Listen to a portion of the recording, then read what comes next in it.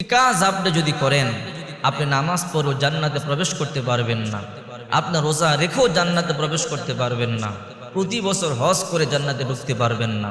এই জন্য দুটি কাজ থেকে নিজেকে অবশ্যই হেফাজত করবেন, দুটি কাজ থেকে অবশ্যই নিজেকে বাঁচাবেন। দুটি কাজ হলো, এক নাম্বার ইস্তেনজা করে ভালো করে ডিলাকুলুপ ব্যবহার না করা। অনেক মানুষ আছে ইস্তেনজা করে প্রস্রাব পায়খানা করে ডিলাকুলুপ ব্যবহার করে না।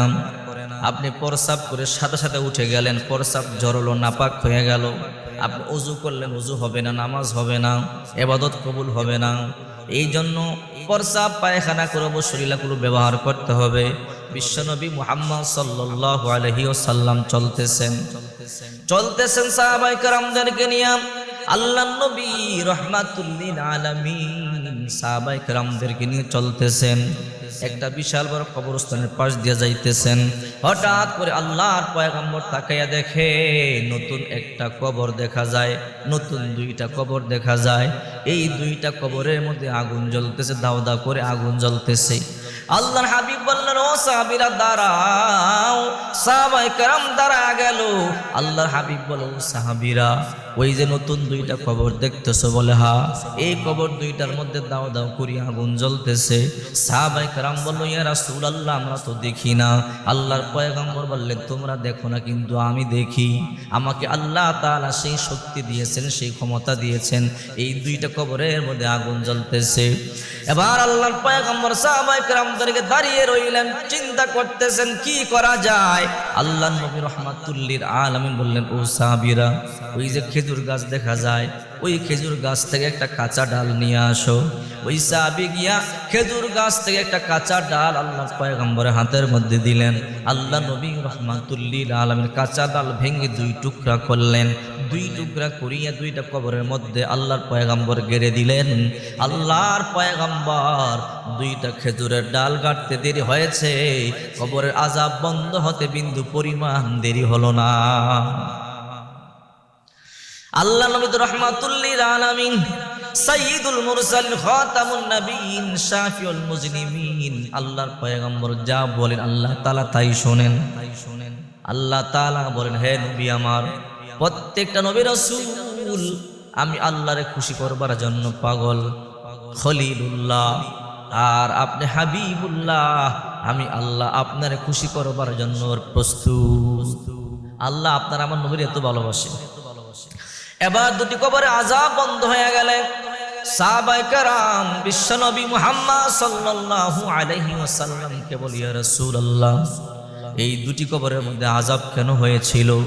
আল্লাহ নবী রাহমাতুল লিল আলামিন বলে, এক নাম্বার লা ইস্তাতিরু আনিল বাউলি, ওই কবরের মধ্যে এই জন্য আযাব হইতেছিল ওই লোকটা সঠিকভাবে ইস্তিনজা করে ডিলাকুলুপ ব্যবহার করতো না। দুই নাম্বার কবরে আযাব হয় ইয়ামশি বিন নামিমা, এই লোকটা চলতে ফিরতে মানুষের গীবত করত। আমাদের সমাজের মধ্যে এমন মানুষ আছেন চলতে ফিরতে গীবত করে। আহারে, 5 ওয়াক্ত নামাজও পড়ে, হাজি মানুষ হজও করে আসছে, কিন্তু গীবতও করে। সাবধান, আপনি নামাজ পড়লেও কাজ হবে না, যদি আপনি গীবত করেন, রোজা রাখলেও কাজ হবে না। আপনি যখন মরে যাবেন আপনার কবরে দাও দাও করে আগুন জ্বলবে।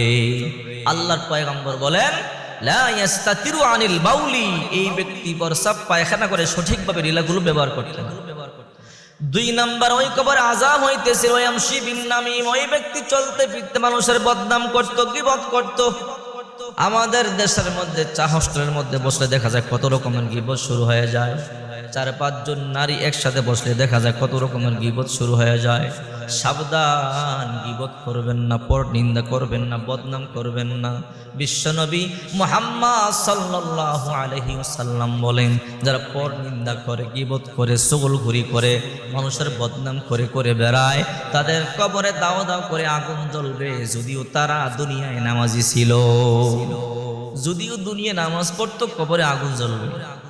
এই জন্য আল্লাহর হাবিব বিশ্বনবী মুহাম্মদ সাল্লাল্লাহু আলাইহি ওয়াসাল্লাম সাহাবায়ে কেরামদেরকে নিয়ে চলতে লাগলেন। চলতে চলতে আল্লাহর পয়গম্বর আরেকটু সামনে গেলেন।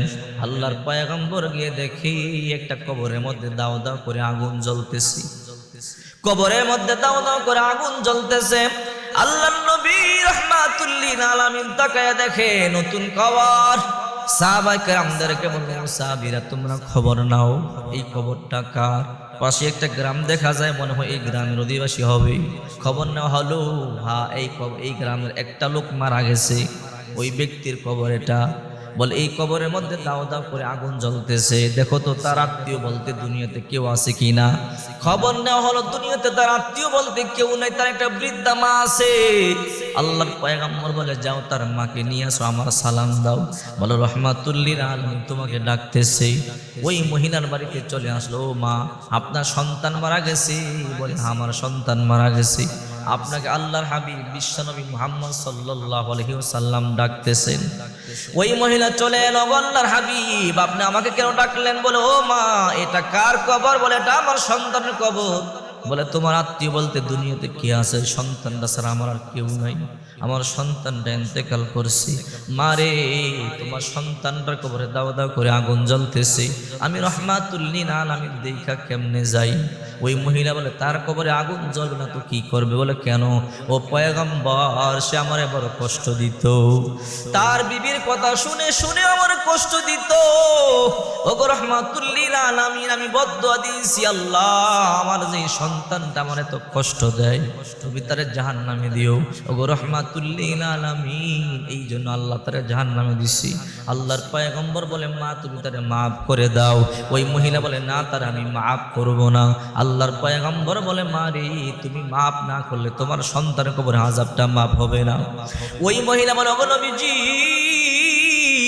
এই জালেম সন্তান আমার এত কষ্ট দিয়েছে, আমি তার জন্য বদদুয়াই করব, আমি তার জন্য নেক দোয়া করব না, আমি তার জন্য আল্লাহ দরবারে ক্ষমা চাইব না।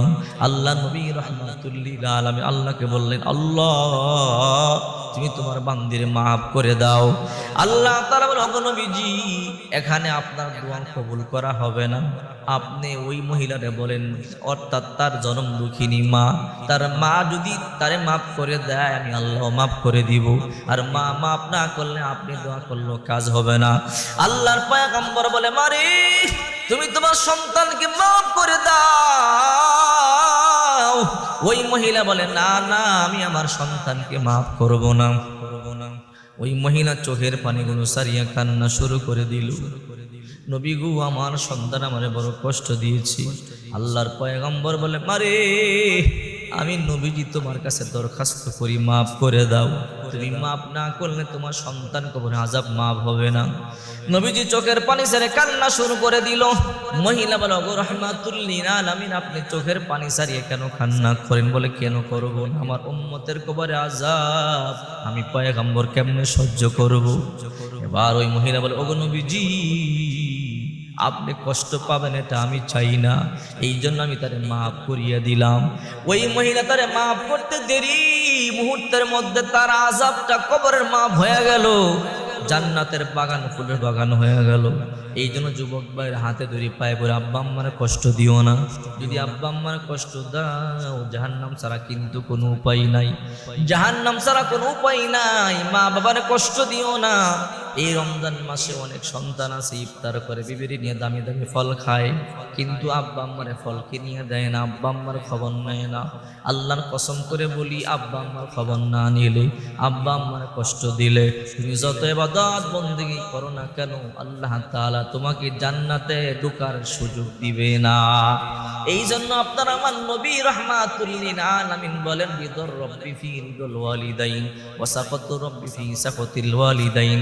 যার উপরে তার মা বাবা খুশি তার উপরে আল্লাহ খুশি, আর যার উপরে মা বাবা অসন্তুষ্ট তার উপরে আল্লাহ তাআলা নিজেও অসন্তুষ্ট।